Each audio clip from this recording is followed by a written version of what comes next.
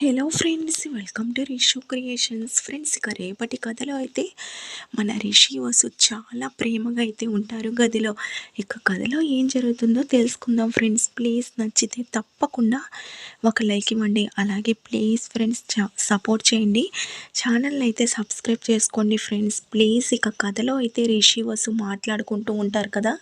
ఆ తర్వాత వసుధార చందమామలో నాకైతే జగతి మేడం కనిపిస్తున్నారని చెప్పడంతో మహేంద్ర, అవునా అమ్మా, ఆ చందమామలో జగతి కనిపిస్తుందా, అయితే నాకు కూడా చూపించమ్మా అని వస్తాడు కదా. ఆ తర్వాత వసుధార, ఇక అదగోండి మామయ్య, ఆ చందమామ మధ్యలో జగతి మేడం నవ్వుతూ చూస్తున్నారు చూడండి అని చెప్తుంది. దాంతో ఇక మహేంద్ర, అవునా అమ్మా అని అంటుండడంతో, అవును మామయ్య, రిషి సార్ తిరిగి వచ్చారు కదా, అందుకోసమే జగతి మేడం హ్యాపీగా ఉన్నారు అని చెప్పి అంటుంది. దాంతో ఇక మహేంద్ర, ఆయన జగతి మన మధ్యనే ఉంటుందని నేను నమ్ముతున్నాను. అలాగే జగతి మళ్ళీ నీ కడుపున పుట్టాలమ్మా. తను పాపగా మళ్ళీ నీ కడుపున పుడితే తనతో నేను ఆడుకోవాలి. అవునమ్మా, నాకంటూ ఇక ఏ కోరికలు లేవు. మీరిద్దరూ సంతోషంగా ఉండాలి పిల్ల పాపలతో.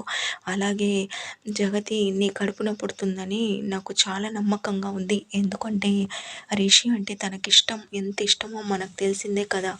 తను బ్రతుకున్నన్ని నాళ్ళు రిషి గురించి ఆలోచించింది, రిషి సంతోషం గురించి అన్నీ చేసింది అని చెప్తుండడంతో, అవును మామయ్య అని అంటుంది. ఇక ఇప్పటికే చాలా లేట్ అయిందమ్మా.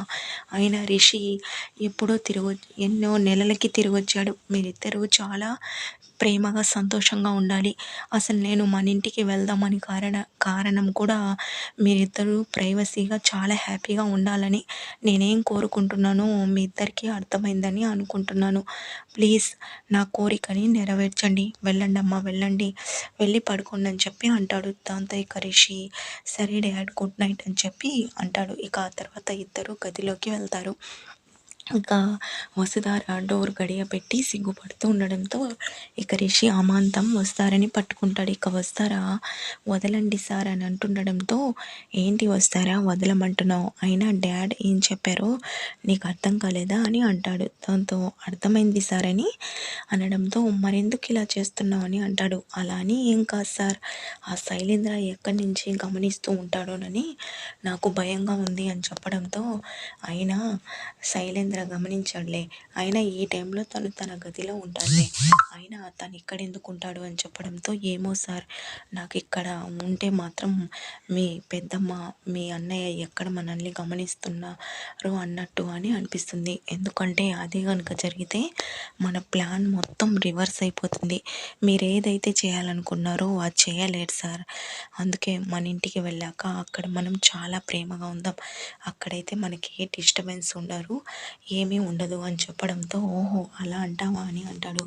అవును సార్, ఈ ఒక్కరోజు నా మాట వినండి అని చెప్తుండడంతో ఇక డోర్ కొట్టే శబ్దం వినిపిస్తుంది. ఇక వస్తారా, ఈ టైంలో ఎవరు సార్ అని అంటుండడంతో, నువ్వు ఇప్పుడే చెప్పావు కదా శైలేంద్ర అయి ఉంటాడని, ఖచ్చితంగా తనే అయి ఉంటాడని చెప్పి, సరే నేను ఏదో ఒకటి మాట్లాడి మేనేజ్ చేస్తాను, కానీ నువ్వు వెళ్ళి పడుకో అని అంటాడు. ఇక డోర్ తెరిచేసరికి శైలేంద్ర ఇక రిషితో, రంగా ఏంటి నేను వస్తారా ఏమన్నా ఇబ్బంది పడుతుందా అనడంతో, అవునన్నయ్య, తనేమో తన భర్తను అనుకుని నాతో చాలా చనువుగా ఉంటుంది. ఏంటన్నయ్య, అందుకే నేను అసలు యాక్టింగ్ చేయను, అసలు నిజం చెప్పేస్తాను. రేపేమో ఇక వాళ్ళ ఇంటికి వెళ్తున్నాం, అక్కడికి వెళ్ళాక అమ్మో తలుచుకుంటుంటేనే నాకు భయం వేస్తుంది అని చెప్పడంతో, ఎలాగో కలరా నా కోసం ప్లీజ్, నీకు ఇంకా డబ్బు కావాలన్నా ఇస్తాను, ఈ ఎండి సీట్ నాకు వచ్చేంత వరకు ప్లీజ్ నువ్వు వస్తారతో కూడా కాస్త ప్రేమగానే నటించు అని చెప్పడంతో, అయ్యో వాళ్ళ నాన్న దగ్గరంటే కొడుకుగా, మీ నాన్న దగ్గరంటే పెదనాన్న కాబట్టి యాక్టింగ్ చేయగలను, కానీ ఒక అమ్మాయికి భర్తగా చనువుగా అంటే అని అంటుండడంతో, అయ్యో చనువుగా అని నేను అనట్లేదు, తను ప్రేమగా మాట్లాడితే నువ్వు ప్రేమగా మాట్లాడి ఏదో ఒకటి చెప్పు అని అంటుండడంతో, సరే అన్నయ్య నేను చూసుకుంటాను, అయినా ఈ టైంలో మన ఇద్దరం మాట్లాడుకోవడం ఆ అమ్మాయి చూసిందంటే డౌట్ వస్తుంది, వెళ్ళండి అని. ఆ తర్వాత శైలేంద్ర వెళ్ళిపోయిన తర్వాత రిషి డోర్ గడియ పెట్టి, ఇక వస్తారా రిషి నవ్వుకుంటూ, నిజంగా మీరు సూపర్గా యాక్టింగ్ చేస్తున్నారు సార్ అని చెప్పి ఇద్దరు చాలా హ్యాపీగా అయితే ఇక ఒకరినొకరు చూసుకుంటూ ఇక ప్రేమగా అయితే ఉంటారు రిషి వసు. ఫ్రెండ్స్, ప్లీజ్ మీకు కనుక ఈ వీడియో నచ్చినట్లయితే లైక్ చేయండి.